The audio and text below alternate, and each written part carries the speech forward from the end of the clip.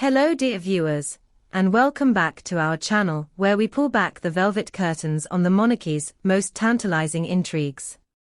If you thought royal life was just a polished sea of tiaras and gentle nods to tradition, think again, because what's brewing right now behind the ancient stone walls of Windsor Castle is a spectacle of global proportions, wrapped up in fragile egos, whispered court tensions, and a dash of transatlantic unpredictability that could either burnish the crown's image or leave it balancing on a diplomatic knife edge.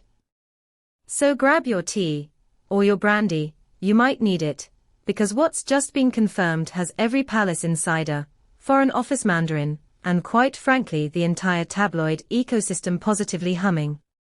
After months of cryptic rumors and cautious palace statements, it's official. King Charles III has formally invited Donald J.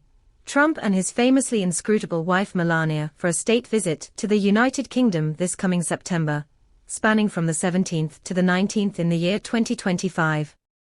Now, on the surface, you might think this is just another stately affair, a bit of embroidered pageantry, white-gloved toasts, polite speeches.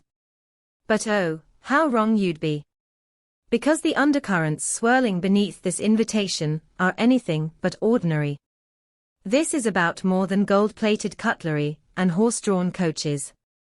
This is about a monarchy trying to prove its enduring clout, a British government hungry for headlines of special relationship, unity post-Brexit, and a king who, while still very much battling his own health challenges, knows the soft power of these rituals is more vital than ever. And the first clue that this isn't your grandmother's royal state visit. They are not holding it at Buckingham Palace. That grand old stage with its famous balcony, its acres of marbled halls and familiar sight of guards goose-stepping down the mall. Out of commission. Officially, because of a sprawling, reservicing program, a polite phrase for fixing rattling plumbing, rewiring that might predate penicillin, and heating systems so ancient they probably once steamed for Queen Victoria. But long-time watchers suspect there's a shrewder calculus at play. Windsor Castle, older by centuries, more secluded by design, and fiercely controllable in terms of media access, offers a protective cocoon. It's where the royal family has always retreated in moments of turmoil, or when scandal prowled too close to the palace gates. Think of it as the monarchy's thick stone insurance policy against things getting awkward. And here's where the plot thickens. Gone will be the glittering ceremonial carriage ride down the mall. You know, that famous stretch from horse guards to the palace, lined with Union Jacks and ecstatic crowds pressed 10 deep, military bands belting out patriotic marches. That's usually the crown jewel of any state welcome. Instead, we're told there will be no such procession this time. Official lines mutter about different logistics, alternative security considerations, but the unspoken translation. Perhaps it's simpler to stage manage an unpredictable guest away from London's chaos, and keep this entire royal showcase contained within Windsor's fortress walls. Because let's face it, Donald Trump isn't exactly a neutral figure in British society. His first state visit back in 2019 under Queen Elizabeth II was heavy on ceremony, but light on genuine public warmth.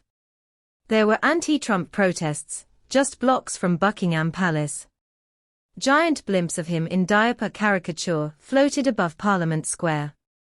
And yet, the late Queen handled it with her trademark style, perfectly balancing the constitutional obligation with her own regal mystique, never once letting personal feeling slip. But Charles. This will be different. The new king stands at a delicate moment in his reign.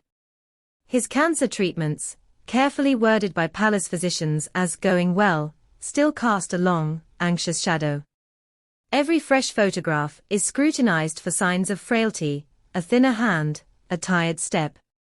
Meanwhile, the entire British press corps is quietly bracing for the possibility that his reign, already shadowed by health uncertainty, may not stretch into the decades-long institution that was his mother's. So there's a lot more at stake here than just champagne toasts and polite exchanges of signature pens. This state visit is a stage upon which Charles must project the unbroken grandeur of monarchy, the unflinching stability of Britain itself, and the enduring nature of that famed transatlantic alliance.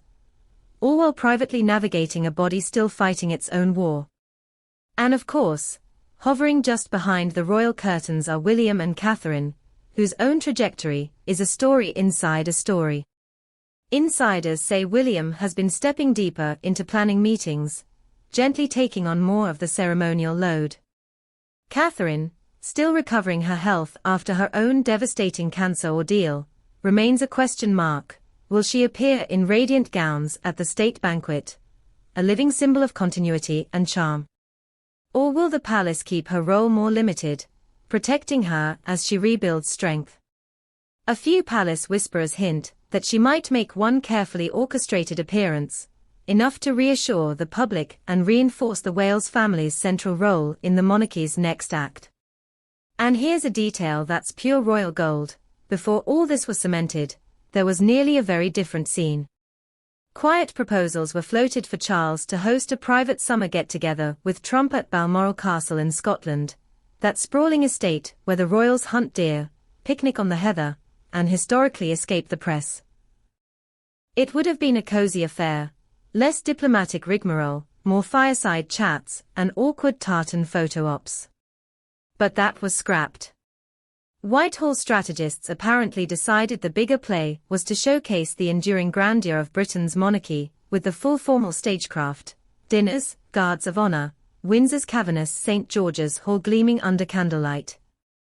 So here we are, with staff at Windsor already dusting off centuries-old silverware, floor plans being drafted for precisely where each dignitary will sit, and teams of royal stylists likely plotting which tiara might make the most potent impression.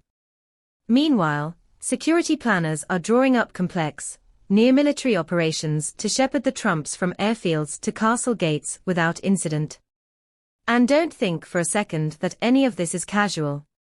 Every bow, every slightly prolonged handshake between Charles and Trump, every quiet murmur caught by cameras, will be pored over by body language experts and Twitter satirists alike.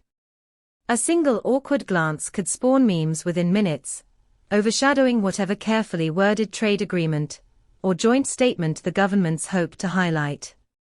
Because that's the real heart of these visits, beyond the policy papers, they are global theatre. The British monarchy knows it, the White House knows it, and frankly, we all love it: the drama, the dazzling optics, the tiny tells that reveal who holds power, who feels slighted, who's quietly staking a claim to history. So yes, dear viewers, Windsor Castle this September is shaping up to be not just a chapter in the long ledger of royal hospitality, but a living, breathing illustration of how the House of Windsor continues to fight for its place at the table of global relevance. And we'll be right here with you, dissecting every whispered aside, every balcony wave, every glint of tension in the King's eyes. Now tell us, are you fascinated to see how Charles handles this uniquely combustible guest list? Do you think skipping the carriage procession is a clever modern adaptation, or a loss of magical pageantry? Drop your thoughts below, because your royal hot takes keep this channel buzzing. And if you love these deep dives into the monarchy's tangled affairs, hit like, subscribe, ring that bell, because trust us, there are so many more secrets we can't wait to share. Thank you for spending this time with us. Until next time, remember, behind every fortress wall and flawless protocol, there's always a bit of human chaos waiting to spill out. We'll be watching.